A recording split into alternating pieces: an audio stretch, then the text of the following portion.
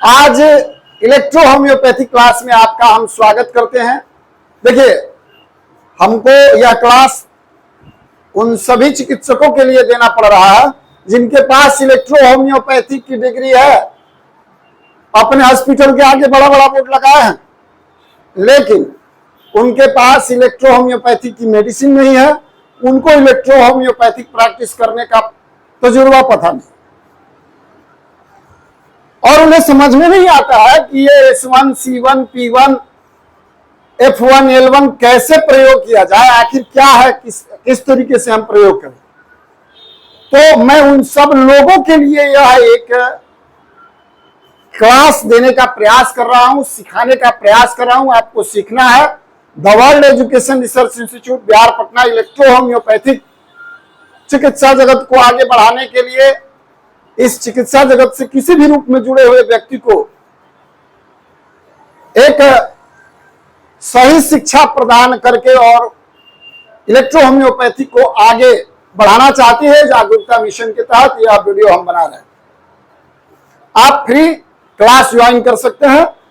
Class join करिए, सीखिए और सीख करके प्रैक्टिस करिए। आइए, इलेक्ट्रो होम्योपैथिक मेडिसिन को किस तरीके से मिक्स किया जाता है, किन बीमारियों में किया जाता है। अभी शरदीय नवरात्रि का सीजन चल रहा है, इसको बोलते हैं कुआर का महीना, और ये सितंबर महीना है। इस महीने में लोगों को खास करके बुखार की समस्या होती है, खांसी की समस्या होती है, सरदर्द, गैस की समस्या होती है, लोग परेशान होते हैं। तो इस कंडीशन में कौन सी मेडिसिन किस तरीके से दिया जाएगा, तो हमारा ये क्या है आज की क्लास में, ये आपको इलेक्ट्रो होम्योपैथिक में इलेक्ट्रो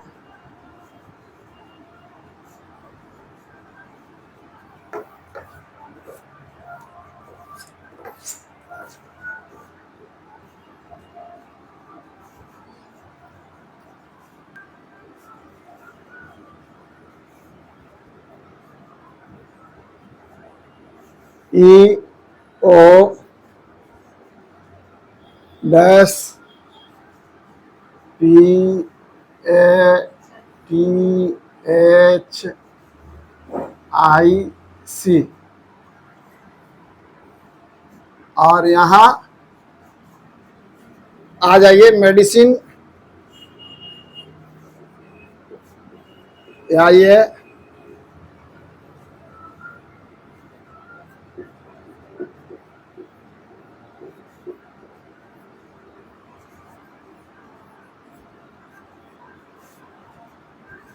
मिक्स फॉर्मूला F।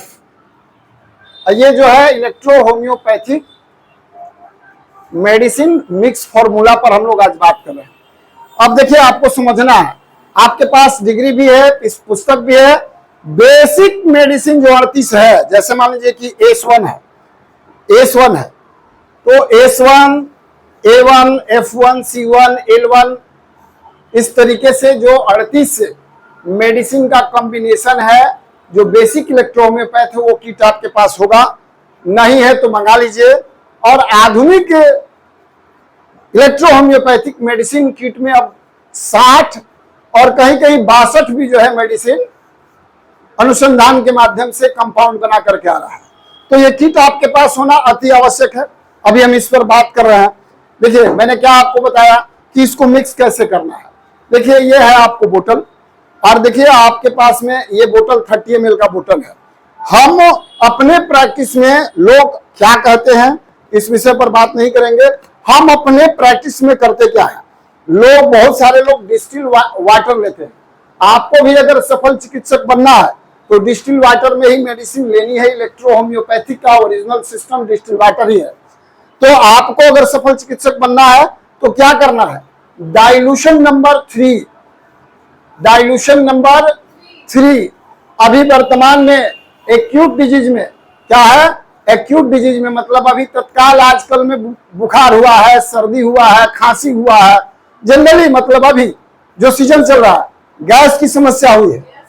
तो इस कंडीशन में आपको क्या करना है, डायरेक्ट अभी S1 लेनी है।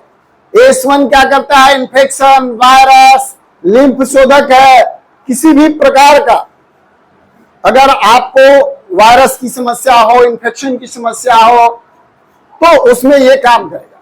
क्या करेगा? काम करेगा। तो हम लोग क्या करते हैं, और लिम्फ शोधक है। और इलेक्ट्रोहोम्योपैथी का सिद्धांत ही क्या है? तो इलेक्ट्रोहोम्योपैथ का सिद्धांत कहता है कि जब आपके शरीर में ब्लड एंड लिम्फ्स दूषित होते हैं तो आपको समस्या होती है। हम पहला मेडिसिन इसमें 30 ml है, तो पहला मेडिसिन इसमें से क्या डालेंगे? S1। तो S1 को सबसे पहले हम मिक्स करेंगे। तो कितना डालेंगे इसमें?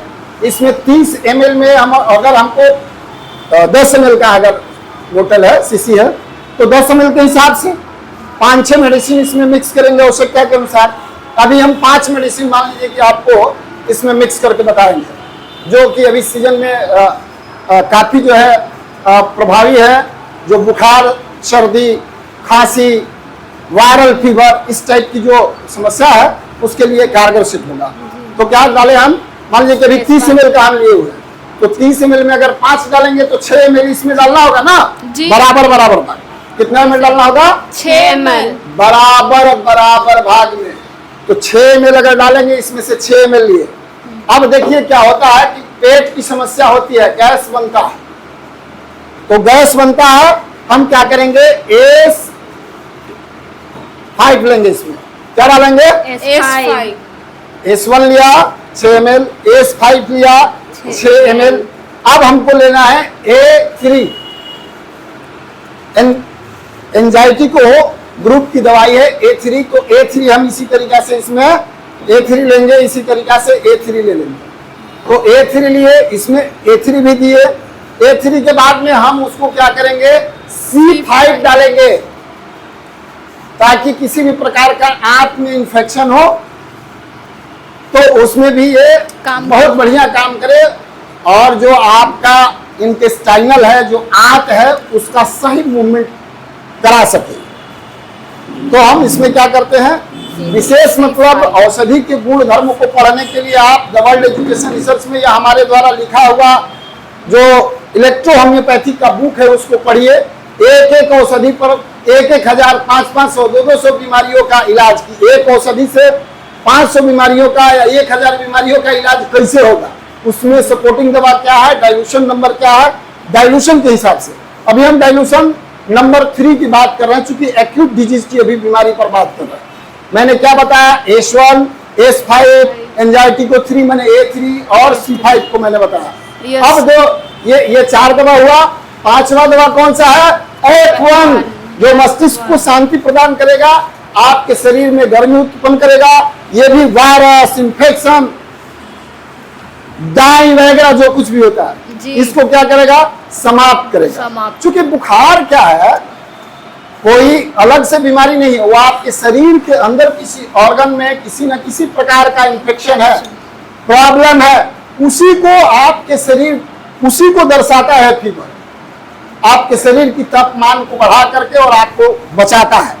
तो क्या है? अब हम 5 मेडिसिन इसमें बराबर बराबर मात्रा में डालेंगे। क्या करेंगे? 5 मेडिसिन बराबर मात्रा में, और बराबर बराबर मात्रा में इस मेडिसिन को डालने के बाद बढ़िया से इसको सील पैक करेंगे, ड्रॉपर लगा करके। अब बढ़िया से ऐसे मिला लेंगे, मिनिमम 50 बार, 50 टाइम्स से स्टॉप जब कर लेंगे, तब इसमें ड्रॉपर लगा करके इस तरीके से, जैसे मान लीजिएगा, ऐसा नहीं कि हम डिस्टिल वाटर डाल रहे हैं तो आप लोग भी डाल लीजिएगा डिस्टिल वाटर। मान लीजिए कि आपने इस तरीके से मेडिसिन डाल लिया, मेडिसिन बन के तैयार हुआ है, स्टॉक आप लोगों ने इस तरीके से कर लिया, ठीक है, इस तरीके से आप लोगों ने स्टॉक कर लिया। ये देखिए स्टॉक 50 बार किया आपने, और जब इसमें से आप स्टॉक कर लिए तो अब दवा जो है, किसी भी पेशेंट को अगर फीवर है, टेम्परेचर नापना है, और उसके बाद में वजन के हिसाब से, क्या वजन के हिसाब से, पेशेंट का वजन कितना है उसके हिसाब से, आयु कितनी है उसके हिसाब से दवा निर्धारित होगा। मान लीजिए कि 0 से 5 वर्ष के लड़के को अगर देना है, तो 0 से 5 वर्ष का लड़का है तो उसको देना है 1 से 2 बूंद। ऐसे जीभ उठाइए, चाहे बच्चा तो जीभ नहीं उठाएगा, ऐसे 2 बूंद। आवश्यकता के अनुसार कितना, जरूरत पड़ने पर आधे आधे घंटे पर, या बहुत ज्यादा दिक्कत नहीं है तो 2-2 घंटे पर आप इसका इस्तेमाल करें। बुखार जब डाउन हो जाए तो सुबह, दोपहर, शाम। अगर 5 साल से 10 साल तक का बच्चा है, 12 साल तक का बच्चा है, तो उसको क्या देना है, उसको 4 बूंद कर देना है। कितना बूंद, 4 बूंद कर देना है। और अगर उसके गले में खराश हो तो गुनगुना से थोड़ा सा टाइट गर्म पानी में यही सेम दवा 5 बूंद हो जाएगा, और 10 ml से 15 ml गर्म पानी में, मैंने गुनगुना से थोड़ा सा गर्म, पूरा खौलता हुआ गर्म नहीं डालना है, और सिक सिक करके चाय की तरह उसको क्या करना है, पीना है। तो गले का खराश रहेगा, सर्दी, खांसी, बुखार, जितनी समस्या है ये आपकी समाप्त हो जाएगी। अगर वही 10-12 साल से ऊपर यंग एज में आ गया, जवान जिसको बोलते हैं, तो वहां से जब लेके चलेगा तो उसको 5 से 7 बूंद, लेकिन वही अगर हेल्दी और पहलवान हट्टा कट्टा है तो क्या होगा, 10 बूंद तक आप मेडिसिन दे देंगे। देखिए डोज का निर्धारण कब होता है, तो लिखा जाता है हर मेडिसिन में dose and directed by the physician. रोगी की हालात, आयु और पोजीशन को देखते हुए औषधि को समय समय पर किस मात्रा में उपयोग करना है यह चिकित्सक को आनी चाहिए।